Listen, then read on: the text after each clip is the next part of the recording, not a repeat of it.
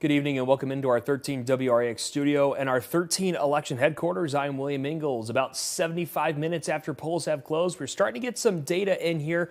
Let's just start with the stuff that we largely already know. The presidential primaries, Donald Trump here taking an easy path to victory. I think something we got to note and maybe talk about when we get to the general election. Nikki Haley still getting 17% of the vote despite having dropped off a while ago. So, that's going to be something they talked about a lot as the Republicans was trying to coalesce around one person, that being Donald Trump, essentially the whole way through. Still 17% of the voter base not feeling that way in Illinois. Will it matter as far as the outcome in Illinois? Most likely not, but something to talk about on the national scale. There's something I want to talk about for the Democratic side of things. Joe Biden, this race already called, and not too surprising here. A little bit more than half of the vote in, 521,000 votes, almost 522,000. We get to talk about voter turnout, and we talked a lot about this. Not a lot for people to turn out for, not on the presidential side, not a lot on the congressional side either. And this is when we look back to the last presidential primary. Joe Biden, mind you, still technically a contested race by the time Illinois spoke up here. But when all of the precincts were reporting, we had over 1.5 million votes. So with half of the vote in, we're probably barely going to break 1 million votes. That is 500,000 fewer people showing up. And mind you, in our state line area, we don't have enough data to prove whether or not one way or the other how our voter turnout looked like, but our voter turnout in the 2020 primary was about 20%. So the fact that we're looking lower on this is definitely something to be concerned about from just a civil participation point. Let's go to the 11th district. Let's start with what we know as well. Some outlets have called this for Bill Foster already. The AP is not one of them.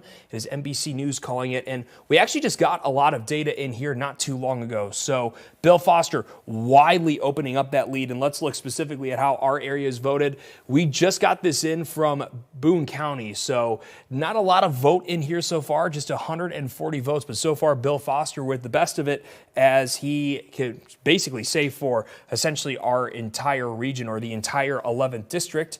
That leaves the Republican side of things, and right now we also got some new vote in here, it looks like. Jerry Evans, who has tried to run a few times for the seat, looking to be in strong position so far.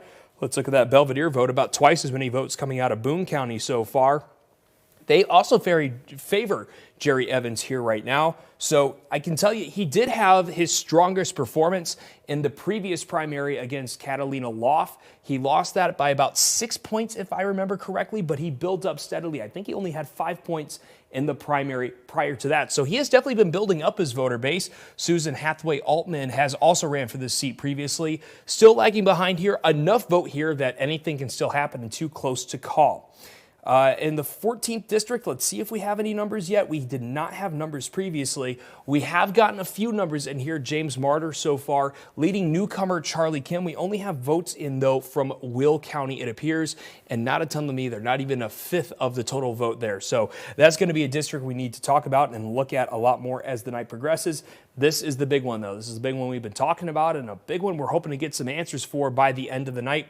So far, Joe McGraw definitely with the best of it so far, leading by about 30 points. Let's look at the vote that we have in so far. The most important county, we talked about this being one of the 4 counties that are very important. Not a ton of vote here, about 10% or so right now. And again, we're seeing about that same 30-point margin here. We're really going to need to see Republicans, if they want to flip this seat red, they're going to have to do very well in McLean County, Peoria County, Rock Island County, and Winnebago County. The good news for both these candidates is that they at least have a home base in one of those. McGraw out of Winnebago County, Scott Kroll out of Rock Island County. And Rock Island County can completely flip this race. About 45,000 votes particularly coming out of Rock Island County, the biggest vote total of any of those counties that voted, at least in the 2022 midterms that handed that seat to Eric Sorensen, albeit by a very slim margin, 4 points.